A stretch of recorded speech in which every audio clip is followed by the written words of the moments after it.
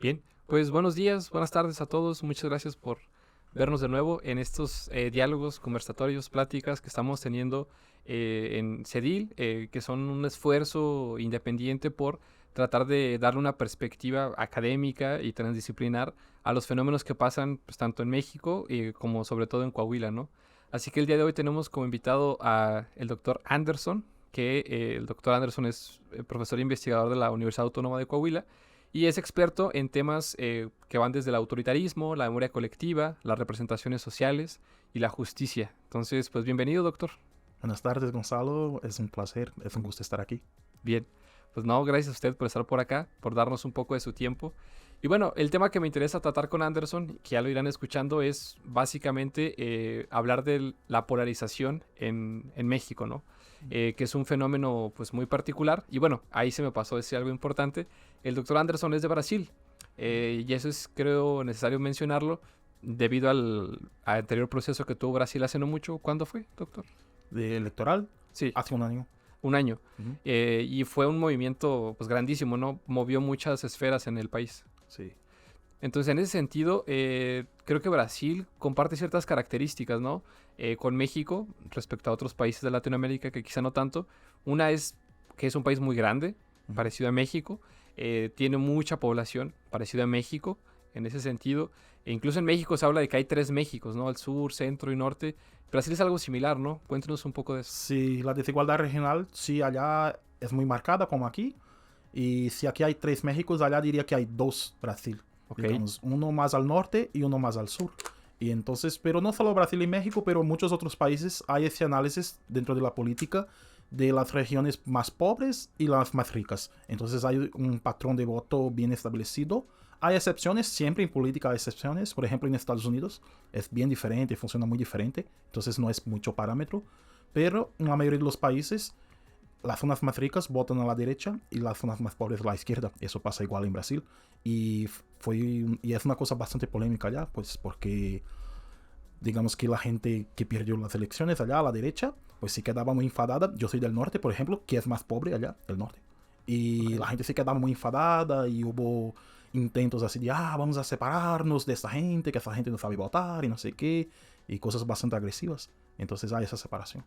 Claro, siempre están esas imputaciones de que el otro es el malo y yo soy el bueno, ¿no? Ujú. De hecho, ahorita que mencionaba eso de los ricos hacia la derecha y los más desfavorecidos hacia la izquierda, en 2021 en Ciudad de México fue un fenómeno prácticamente similar, ¿no?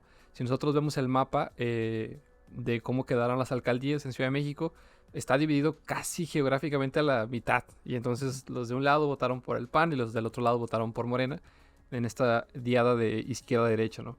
Y bueno, eso nos permite pues dar pauta, ¿no? A hablar un poco del perfil del panorama electoral en México, que como sabemos, pues estamos ya en un incipiente camino electoral que se va a culminar en junio, cuando tengamos las elecciones a presidente o a presidenta, en este caso, y además de algunas elecciones de diputaciones y congresos locales. Entonces, me gustaría partir con una pregunta, doctor.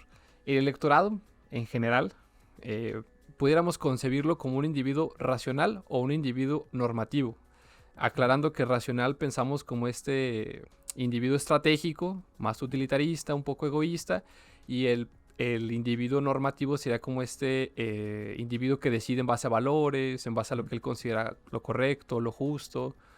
Eh, ¿Cómo lo podríamos concebir? Bueno, más bien normativo y yo llamaría identitario, digamos. Identitario. Sí, porque él asume una identidad política. Yo soy de izquierda, yo soy de derecha, yo soy conservador, yo soy progresista.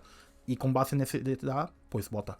Pero hay que separar una tercera clase de electores, que son los electores que no están muy bien decididos, los swingers, digamos que como en Estados Unidos dirían los swingers states.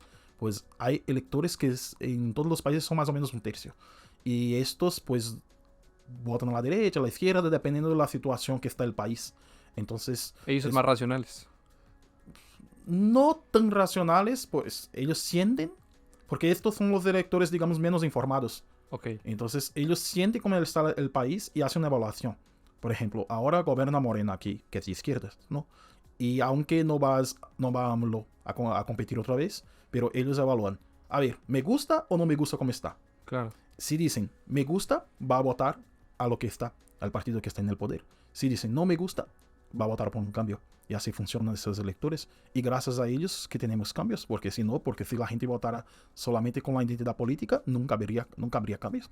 Claro. Entonces, por eso que hay cambios por esos electores. Que es un fenómeno muy interesante, ¿no? Lo habíamos hablado en otra ocasión, a la distancia, en la virtualidad, pero de cómo las personas, uno pensaría que lo ideal es una persona, la que sea, recibe datos respecto a cualquier hecho y con base en esos datos, ya que los observa, los analiza, los piensa, decide. Observo datos y luego decido.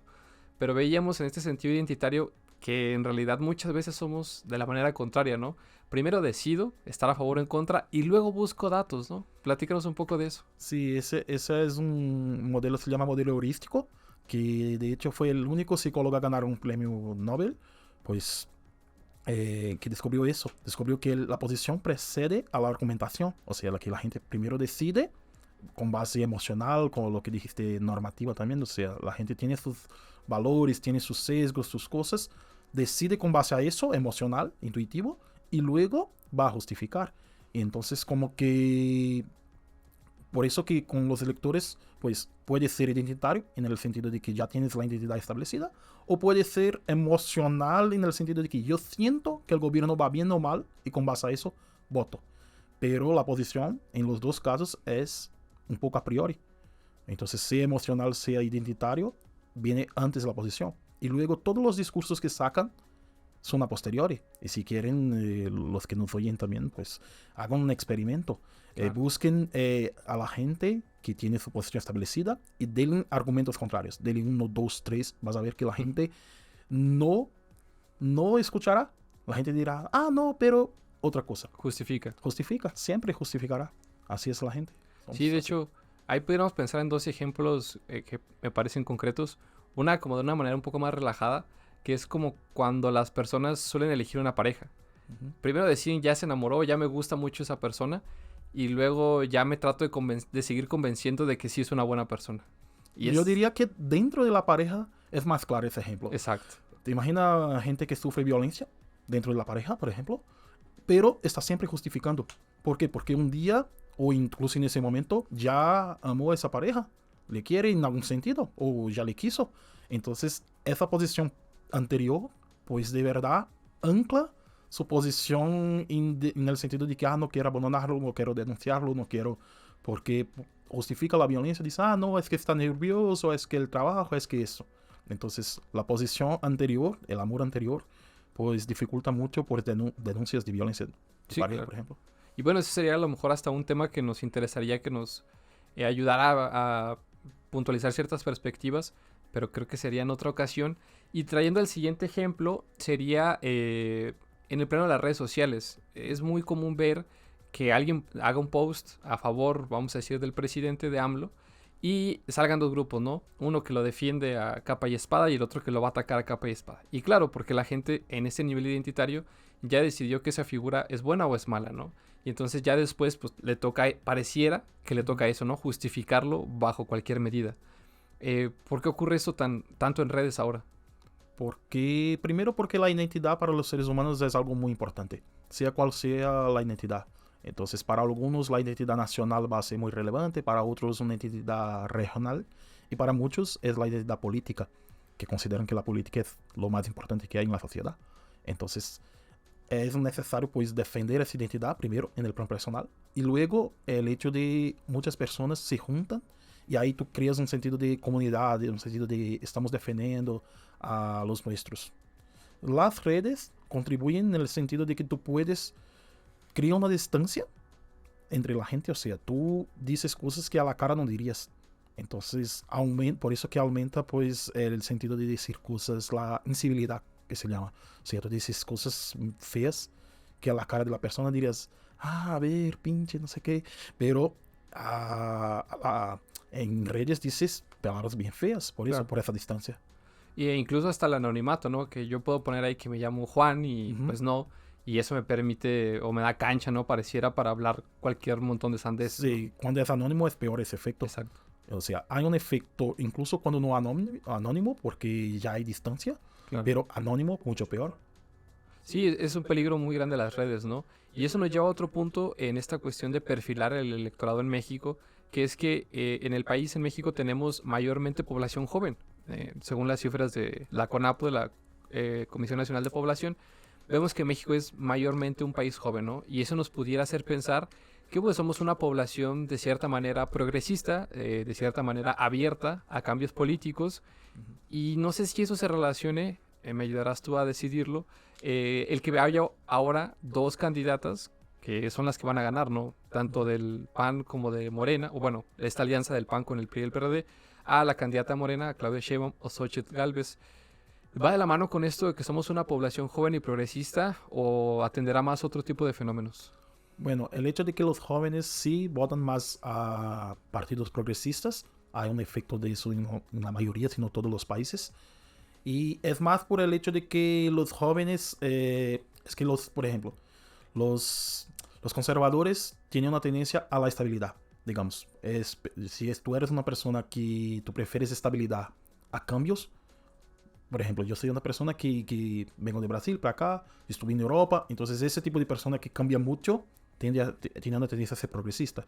La persona más estable tiene una tendencia a ser conservadora. Entonces, ¿qué pasa? Hay un efecto en la misma persona con el paso de los años de tornarse cada vez más conservadora, porque valora cada vez más la estabilidad en la vida. Entonces, cuando una persona tiene hijos, se torna más conservadora. Hay un montón de cosas así. Esa es una cosa. Y entonces, los países con más población joven, por ese hecho, tendría un poquito más progresista. Pero ¿qué pasa? Que no es solo, eso no es un efecto general, digamos. Ese es más bien, digamos, 60% de los jóvenes serán progresistas y 40% conservador. No es Sí. una cosa tan general. Y el hecho de que tienen dos mujeres, yo diría que va un poco por ahí, porque las sociedades como un todo van caminando hacia mayor progresismo. Entonces tú ves que ciertas pautas, por ejemplo, el casamiento de personas del mismo sexo, por ejemplo, etcétera, va ganando espacio en todos los países, no es solo aquí. Entonces sí que hay un mayor progresismo con el paso del tiempo, pero va mucho también por la oferta política. Entonces habría que ver si realmente no son las dos candidatas más conocidas, más competitivas de cada partido. Puede ser una casualidad o puede ser un efecto de ese caminar que la humanidad tiene hacia ciertos valores más progresistas. Entonces, hasta un momento que ciertos valores son aceptados y la gente no los ubica como progresista o conservador. Por ejemplo, el divorcio. Un día el divorcio fue debate. El Claro. derecho a divorciarse o no. Y hoy en Sí, día sí, sí. ya ningún conservador, creo, dirá, no, que la gente no tiene ese derecho. Sí, claro. Entonces, la sociedad cambia así.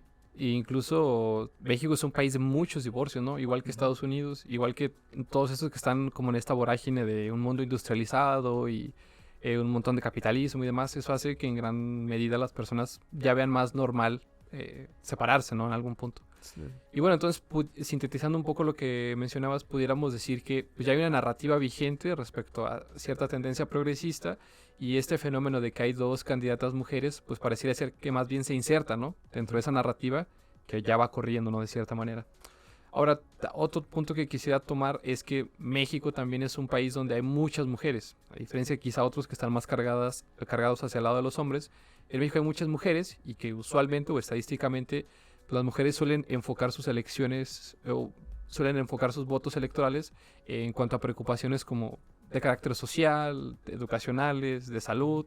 En México, que es muy fuerte también el movimiento feminista en ciertas regiones. Entonces, pues eso también nos hace pensar en que pues hay debate, ¿no? Que hay algo que podamos analizar, ¿no? Sí, las mujeres comparten con los jóvenes las mismas características, o sea, son un poquito más progresistas en general que los hombres. El voto, digo, pues si tú tomas por la media, los hombres votan en partidos conservadores más que las mujeres. Entonces sí, por ese lado sí, y me imagino por temas de inmigración y eso que México tendrá más mujeres, y entonces es un lado por donde ir. Son perfiles diferentes, hombres y mujeres. Los hombres votan más por temas económicos y en ese sentido, por eso también, porque muchos pues valoran más el emprendedorismo y temas de negocios y cosas así. Entonces están más preocupados con la estabilidad económica en el sentido más ortodoxo. Entonces tienden un poquito más a la derecha. Y las mujeres pues por temas más de preocupación con la familia. Y ahí, si vamos por ahí, también por eso hay muchas mujeres conservadoras. No es tan rechazable la verdad. ¿Por qué? Porque estoy preocupado con mi hijo, no sé qué, porque estos valores progresistas están destruyendo a la familia y no sé qué. Entonces, digamos que las preocupaciones sí cambian, pero hay preocupaciones, hay mercado electoral para los dos tipos, conservadores y progresistas, dentro de estos temas. Entonces, temas sociales, de familia, etcétera. Porque por más que suene un poco así como, esto es tan anticuado pensar que las mujeres son así, todavía sí que hay una demarcación de género todavía por la socialización y todo. Sí, o sea, tendremos que preguntarnos, ¿es muy conservador para quién, no? O para qué grupo, porque no lo es para todos, claramente, ¿no? Otro fenómeno otro eje que yo he visto que incide en esta cuestión de izquierda-derecha, conservador o progresista, es la cuestión de la urbanización, ¿no? Es también muy estudiado que poblaciones que son mayormente urbanas suelen tener una tendencia hacia lo progresista, ¿no? Y ciudades que son pues centros urbanos quizá, pero más pequeños, con menos interacción y niveles de diferenciación, hablando a nivel sociológico, pues tienden más al conservadurismo, ¿no? Como sería el caso de Coahuila, por ejemplo. Sí. Pero hay que ver en eso lo que llaman urbano y rural. Claro. O sea, por ejemplo, Parras. ¿Es urbano o es rural? Si uno vives en Parras. O sea, y es lo mismo, yo a lo que entiendo consideran urbano. Sí, claro, Arteaga igual. Arteaga, por ejemplo, es que Arteaga está muy cerquita, digamos, de una ciudad grande, pero digamos Parras que está más allá aislado, Okay. ¿no? Y es lo mismo vivir en Parras que vivir en La Condesa, en Ciudad de México. No, Entonces, pues no. como que hay una diferencia ahí.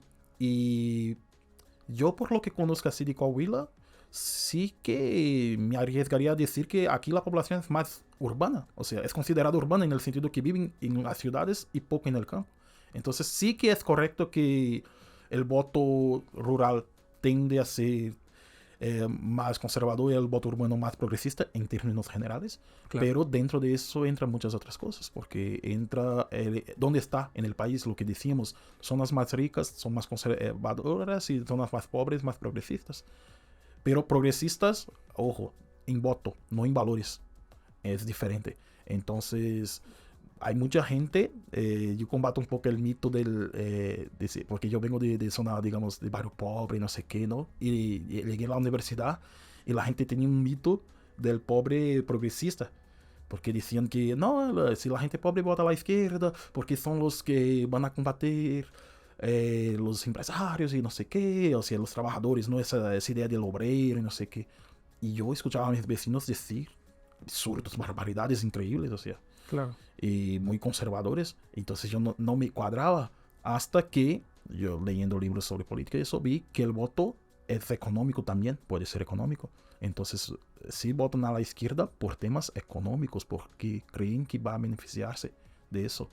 No tan racionalmente así, pero dicen, no, estos quieren a los pobres, cuidan a los trabajadores y eso, y los otros no. Más por temas así. Claro, un poco más intuitivo, ¿no? De cierta manera. Uh-huh.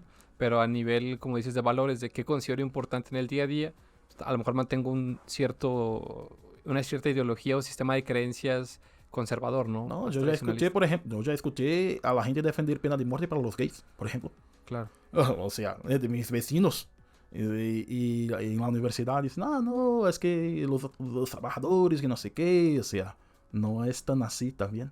Y esta misma gente, por ejemplo, esta misma persona defendiendo o penas de muerte o decía centro de reeducación, imagina. Claro. Y esta misma persona votaba a la izquierda allá, votaba a la izquierda. Y entonces yo, ¿cómo? Pero porque la gente no es tan coherente tal vez como esperaríamos, Claro. no piensa tanto en las cosas así, no tiene esos valores tan definidos tal vez.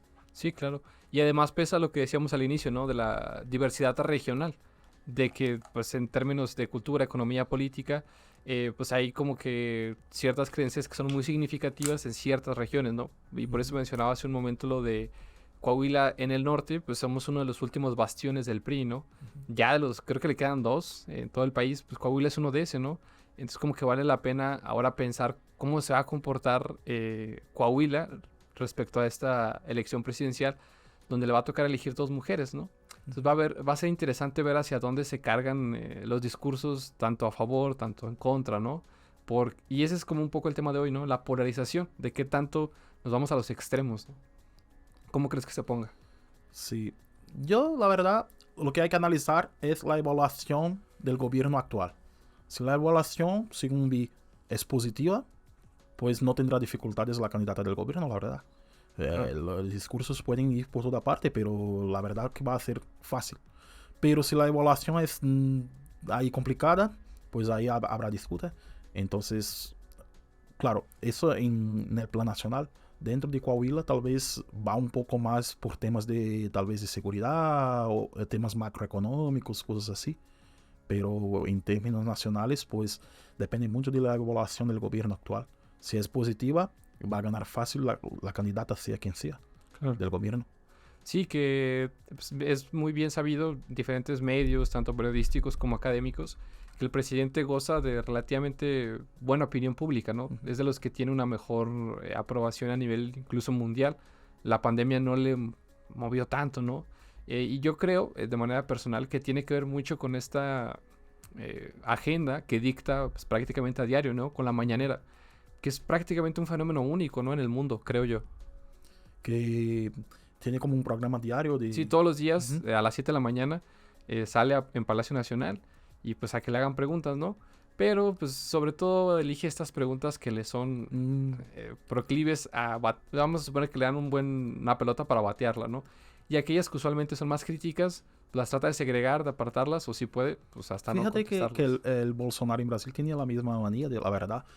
Eso de hacer cosas mañaneras y eso, yo sí que vi, en Brasil sí que había, siempre hubo, pero no me acuerdo si es semanal. Creo que es semanal, un programa de radio con el presidente, no sé qué. Entonces sí que es algo que beneficia, digamos, pero al final hay básicamente dos datos que importan al elector, digamos, le importan en el sentido sentimental, digamos, emocional. Es la tasa de paro, la tasa de desempleo y el crecimiento económico. Entonces, si es un país que crece y hay bajo desempleo, pues ahí está maravillosamente bien evaluado el presidente. Y puede hacer lo que sea de políticas buenas y etcétera. Si tiene alto desempleo y inflación también. Alto desempleo, crecimiento económico bajo o negativo y alta inflación, está mal evaluada. No Claro. importa las demás políticas, la verdad, sí, como que el principal es eso. Y en México no nos ha ido tan mal, ¿no? El peso se ha posicionado relativamente bien frente al dólar. La inflación no está a niveles como los de Turquía, que Turquía sí es impresionante lo que le ha afectado todo este movimiento geopolítico en Oriente Medio, Rusia y Ucrania, o lo que está pasando ahora en Argentina, ¿no? Sí, y es por eso que en países como Turquía, por ejemplo, cuando la economía se le va de las manos del presidente, solo hay dos soluciones. O electoralmente se echa el presidente, o el presidente se pone autoritario. Claro. Entonces ahí en Turquía fue lo que pasó. Sí, ¿no? Y es ya un fenómeno sostenido, las prácticas autoritarias en Turquía y un poco lo que está pasando ahora en Argentina, ¿no? También un poco de autoritarismo, ¿no crees? Sí, o sea, yo diría que hay un potencial para esto. Especialmente porque, bueno, yo definiría el presidente actual, no, el que acaba de asumir, el Milei, como un populista inicialmente. Y el populismo, la gente tiene una idea un poco equivocada de lo que es, porque la definición académica de populismo es un presidente que divide a la población. Claro. Entonces trabaja con la división y divide entre nosotros, el pueblo, que somos los buenos, ¿no? Y una élite que nos explota. Claro. Entonces, tanto de izquierda como de derecha se puede trabajar con esa división. Es una herramienta el populismo. Sí, una herramienta pues para mantenerse, para ganar el poder y para mantenerse en el poder. Y el populismo es, digamos, el primer paso, la semilla del autoritarismo. Ni todos los populistas son autoritarios. El Zelensky, por ejemplo, es un clásico populista. Claro, el de Ucrania. Sí, el de Ucrania, porque era un tipo que salía en la tele diciendo, esta élite corrupta, no sé qué, no sé qué, y al final ganó las elecciones. Claro. Pero se va a hacer el cambio hacia el autoritarismo si hay determinadas condiciones. Entonces, por ejemplo, en Argentina es preocupante porque allá las elecciones para diputados son son con 2 años después de presidente. O sea, el Congreso que tiene ahora él es completamente en contra de sus políticas. Entonces, ¿cómo se va a aportar cuando el Congreso no le deja hacer nada de lo que quiere? Entonces, en general los autoritarios pues lo que van a hacer es intentar poner el pueblo contra el Congreso, contra la Suprema Corte, y ahí hay mucho potencial para problemas. Sí, claro, hay una disputa, ¿no? Por lo que se menciona en medios de comunicación, por lo que dicen los líderes de opinión, incluso escritores, académicos, personalidades famosas, más allá del gobierno mismo, es decir, como que los autoritarios tratan de incidir en el régimen o en el gobierno, los opositores, a través de esto, ¿no? De los medios de comunicación, de lo que dicen los opinólogos, de lo que dicen cualquier persona que tenga un micrófono, ¿no? Sí. Así se vio con Hugo Chávez un poco, con Maduro también. Sí, porque hay una idea equivocada de lo que es la democracia. La democracia la gente cree que es, voy a elegir un presidente, una presidenta, ella va a hacer lo que prometió en campaña, lo que votamos para hacer y puede hacer todo lo que quiera. Y no es así. Digamos, la principal característica de la democracia es un sistema, en inglés es check and balances, como se dice en castellano, es como frenos y contrapesos tal vez, algo así, que es que tú tienes diferentes instituciones que van a contrarrestar el poder del presidente, porque si el presidente tiene poder absoluto, pues eso es una dictadura. Entonces, tú tienes el Congreso y el sistema de justicia, son los principales. Y mucha gente defiende que el cuarto poder es la media. Entonces, ¿qué hace el autoritario? Pues intenta controlar cada uno de esos. Entonces va a intentar, primeramente, no controlar, porque no puede, va a intentar poner la población o todo el sistema contra. Entonces va a la primera señal de un autoritario. Va a empezar a hablar mal del Congreso, pero esa es más o menos de la política, pero no tanto de la oposición, pero del Congreso como un todo. Claro. Y del sistema de justicia y de la media. Si empieza a hablar muy mal así, no hablar, dar una opinión, hablar mal, cualquiera puede hablar, es normal, pero intentar realmente poner toda la población contra esas instituciones. O sea, si la milla habla mal de mí es porque esta milla está comprada, es corrupta, no sé qué, o tú pones el adjetivo que quieras. El sistema de justicia igual. El sistema de justicia comprado, corrupto, que no sé qué. Y claro, hay corrupción en todas partes, en la política, en la justicia, en la milla, en todas partes que quieras, pero el problema es cuando tú consigues que una gran parte de la población, pues, por ejemplo, encuentra un juez por la calle y quiere pegarle, o algo así. Claro. Entonces ahí tú tienes un problema. Sí, ¿no? Que era un poco también lo que hacía Trump. Sí. Y pues lo que pasó al final del Capitolio de Trump es un pleno ejemplo de esto, ¿no? Sí. Y luego dicen, y en Brasil pasó lo mismo, no sé si sabes. Sí, claro. Y ahí, lo mismo. Y ahí dicen, no tengo nada que ver con eso. Fue el pueblo se manifestó. El pueblo estaba revoltado y no sé qué. Pero claro, pasaron todos años ahí construyendo esto, poniendo a la población contra el sistema y no sé qué. Entonces, sí, que si ponemos el término técnico sería que tratan de luchar contra estos poderes contrafácticos, ¿no? Uh-huh. Es decir, de facto tratan de contrarrestar la fuerza de la figura presidencial y pues el presidente a su vez trata de atacar estos dispositivos, ¿no? Pero luego creo que entonces otra vez caemos en esta idea de que la política pues es un mar de emociones, ¿no? A final de cuentas es como una buena idea y me parece innovadora porque usualmente en sociología política o en las ciencias políticas pues se habla como del Rational Choice School, ¿no? Como la persona, el electorado inteligente. Pero no, o sea, también tiene que ver mucho esta parte emocional, ¿no? Sí, o sea, puede haber los racionales, digamos, la gente que analiza todos los datos y no sé qué, pero esa es una minoría de la gente. Y aún esa gente, digamos, todos nosotros estamos influenciados por los sesgos que tenemos.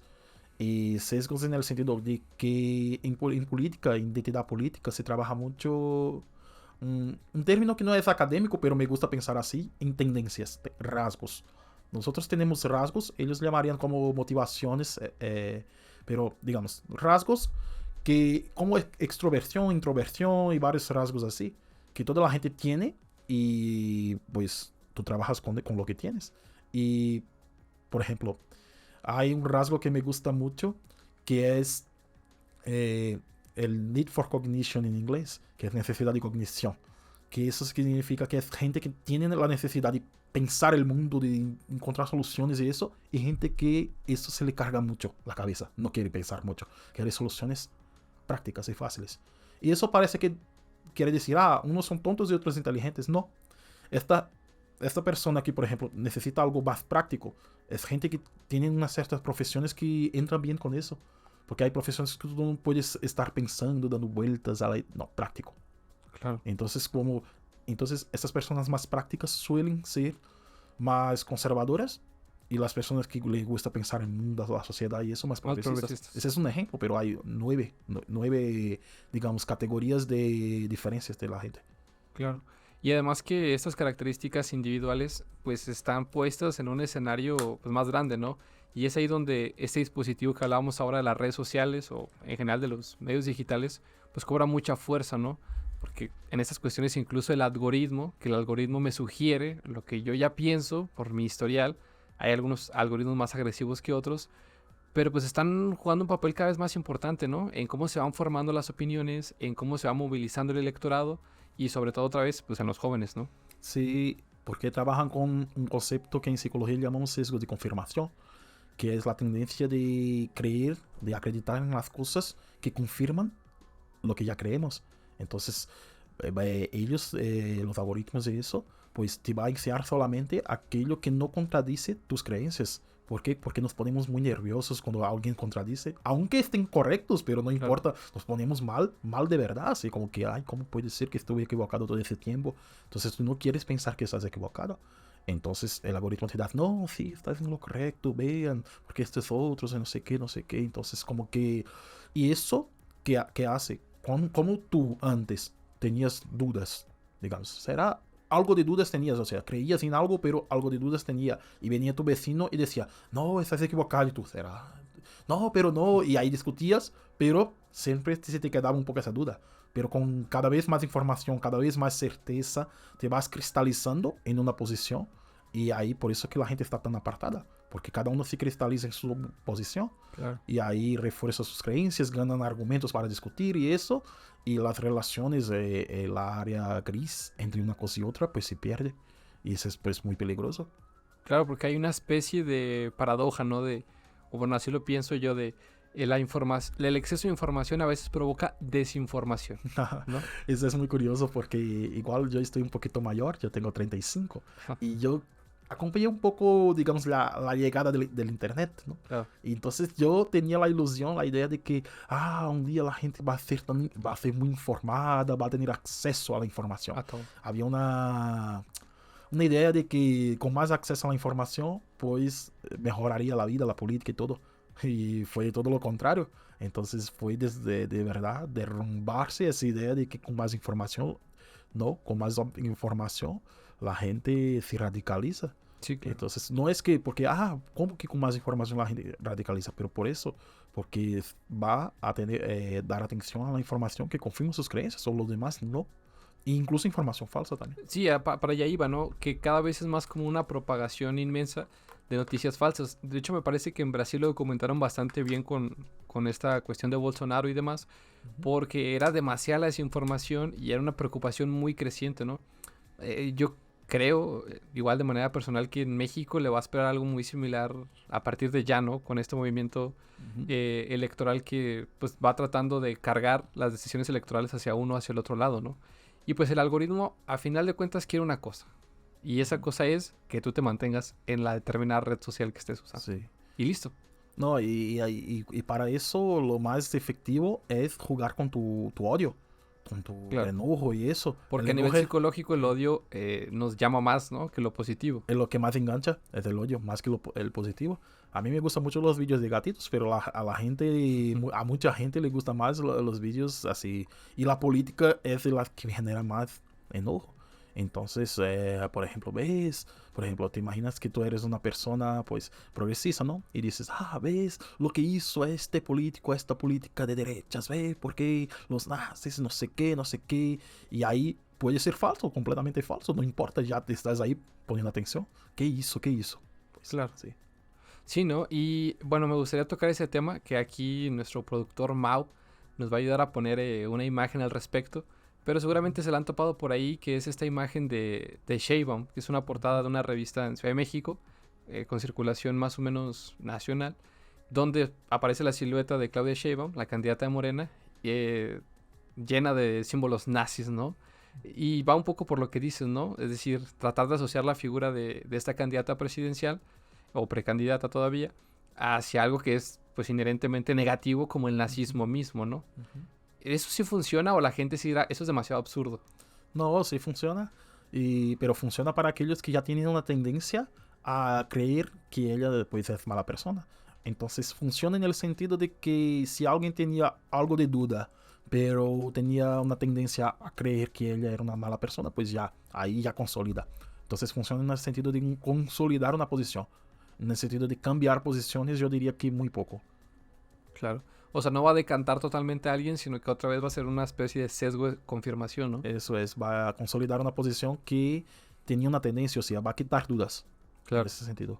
Y en otra imagen que también Mau nos hará el favor de colocar por ahí para que todos la vean, está el candidato, bueno, el ahora ya gobernador de Coahuila, Manolo Jiménez, que hace poco entró a función, estamos hablando de hace 10 días aproximadamente a la grabación de este episodio, y en uno de los periódicos más populares de Saltillo, que es la capital de Coahuila, aparecía Manolo con su esposa, con sus hijos, al iniciar la toma de protesta y la presentación de su gabinete, ¿no? Se me hizo a mí muy característico, digo yo en lo particular no lo había visto tal cual, de por qué el primer día de funciones, ya como gobernador, pone a su familia en un periódico tan famoso aquí en Saltillo, ¿no? Sí. Ahí entonces impacta para el otro lado. Sí, o sea, suele ser más común ese tipo de manifestaciones en campaña, durante la campaña. Ok, Entonces la gente va con la familia, va con la iglesia, va a cosas así que cree que la mayoría de la gente cree, no, ellos investigan, hacen muchos como grupos de enfoque y eso para ver lo que la gente valora. Y ahí claro. pues, valoro la familia, valoro la iglesia, la religión, etcétera. Pues se aseguran de poner todo esto en sus campañas. No es tan común, es verdad, que pongan después de la campaña ya hecha, digamos, ya finalizada, pero sí que es una manera, pues, de decir, yo soy una persona de familia, vean aquí mi Claro. familia perfecta, y etcétera. Ahí habría que echarle un ojo a los o a las esferas de legitimación de Weber, ¿no? De un poco carismático, trata de jalarse al electorado por ahí, los que le falta quizá de convencer. Y bueno, eso también nos lleva a pensar en las representaciones sociales, ¿no? Que en política, bueno, que la representación social, ya me corregirá si estoy cerca del concepto, sería como una especie de sentido común, ¿no? Ujú, Como una especie de significado común que las personas piensan respecto a algo. Es decir, ujú. si yo voy por la calle y veo a una persona con capucha, con una juri y con la cabeza agachada y son las 2 de la mañana y está mayormente oscuro, pues la representación social me dice, córrele, ¿no? Y acá pues sería como que, como las representaciones sociales juegan un papel en la política, ¿no? Sí, o sea, ¿quién es un político? ¿Quién quieres como cuál es la representación que tienes, por ejemplo, de un líder? Entonces, un líder, y fíjense que el lenguaje ya ayuda en el sentido en castellano y portugués, porque siempre decimos un líder y nunca una líder. Claro, Entonces ya a la mayoría de la gente imaginó, bueno, porque dije también yo, ¿no? Pero un hombre. Y va por temas de edad.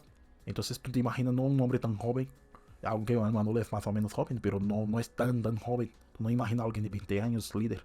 claro. O eso será como mínimo de 40.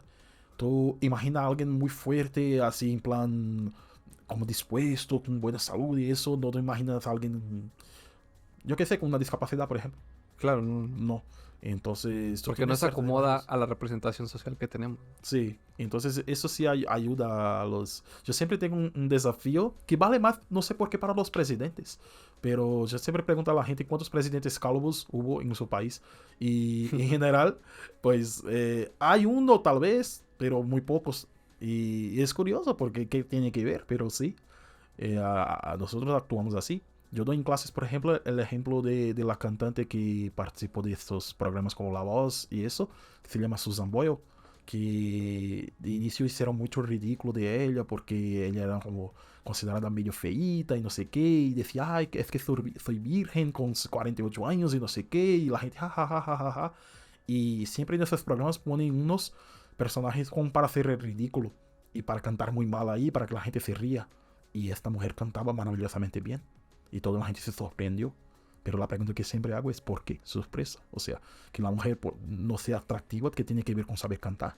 Nada. Pero nosotros los humanos evaluamos el conjunto de las Claro. personas. Entonces tenemos una evaluación, negativa o positiva. Entonces por eso que, por ejemplo, los ateos no ganan elección. Porque la gente no confía en los ateos. Aunque no tenga nada que ver con sus capacidades de gobernar. Claro, claro. Entonces nunca vas a ver a alguien decir que es muy raro que yo soy ateo, por ejemplo, para ganar una elección, especialmente para presidente. De la misma forma, el consumo de sustancias, por ejemplo, no va a decir si es muy raro. Pasó con Barack Obama, por ejemplo, que confesó que ganó, que utilizó marihuana por ejemplo, antes de elecciones, pero es muy raro eso también, porque ahí impacta en esa población global. Que bueno, esa declaración de Obama fue muy polémica en el sentido que, no sé si recuerda que se estaba haciendo una disputa de que él no era estadounidense de verdad, en esta cuestión de que él era un inmigrante haitiano. Entonces, bueno, lo que yo leí en ese momento, bueno, lo leí después, vaya, pero era respecto a ese momento, era que esa cuestión de la marihuana fue como pues, un escape, ¿no? Una salida y una distracción para que ya no se peleara tanto el otro, ¿no? En esta idea de la representación social de que un presidente estadounidense no puede tener como un pasado inmigrante, ¿no? O no tan marcado como se le hacía o como se le señalaba a Obama, ¿no? Y bueno, entonces pudiéramos pensar que en México, digo, hemos tenido ciertos presidentes con muy marcadas prácticas autoritarias, ¿no? Y en este sentido, las representaciones sociales, ¿cómo pensar el pasado autoritarista, sí que hemos tenido, a cómo va a influir en el comportamiento del electorado para estos movimientos que vienen?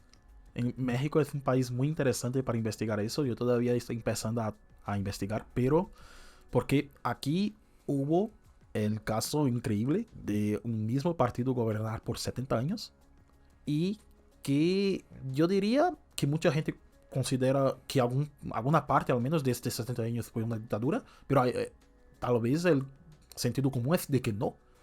Y eso es muy raro, o sea, si tú vas a cualquier país y dices, en mi país gobernaron por 70 años del mismo partido. Ya, una dictadura. Y la gente dice, no, ¿cómo que no? Entonces, eso es raro. ¿Y qué pasa? Con tanto poder, con tanto tiempo en el poder, pues tuvo la oportunidad de crear una cierta cultura para política, digamos, una cultura política. Entonces la cultura política de aquí, yo diría que la cultura general está muy marcada por ese periodo. Entonces a mí se me hace bien impresionante, pues, toda la cultura que tiene sus lados positivos, por ejemplo,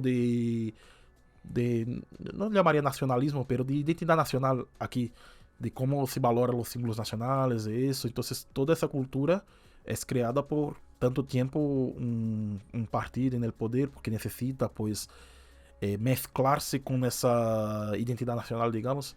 En otros países tal vez eso no es tan marcado, Claro. porque hay alternancia y en general es la derecha que se toma para sí esa idea de que nosotros somos los nacionalistas y la izquierda suele ser más internacionalista. Más ciudadana. Sí, Más entonces, o más pro pueblo, obreros y etcétera, y no tan con esa idea de nación. No tanto con el status quo. Sí, entonces como que aquí en México es muy interesante como ver que pues la gente tiene esa imagen que toda dictadura construye de un país idílico, de que, como antes las cosas eran mejores y etcétera, etcétera. Entonces tal vez este sentido de que, como eran los años 70, 60 en México, ese romantismo, nostalgia, eso sí puede tener un impacto. Entonces la gente más nostálgica sí que tiene una tendencia a votar más a la derecha, por ejemplo. Claro.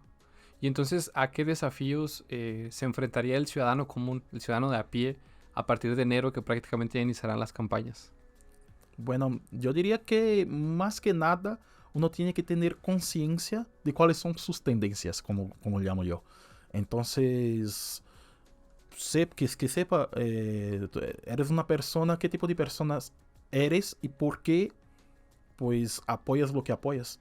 Yo diría que crear esa conciencia, y la gente me pregunta, ¿cómo tú eres políticamente? No sé qué, y yo ahora solo hablo de tendencias, porque yo particularmente tengo tendencias y la mayoría de la gente no es tan, digamos, coherente no sería la palabra, pero tener todas las tendencias de un solo lado, no es así. Entonces yo tengo tendencias en mi vida que podría irme más conservador o más progresista, aunque mis valores puedan ser progresistas, pero algunas tendencias no. Entonces, uno primero tener esa conciencia, primero, de quién es, luego de sus intereses como...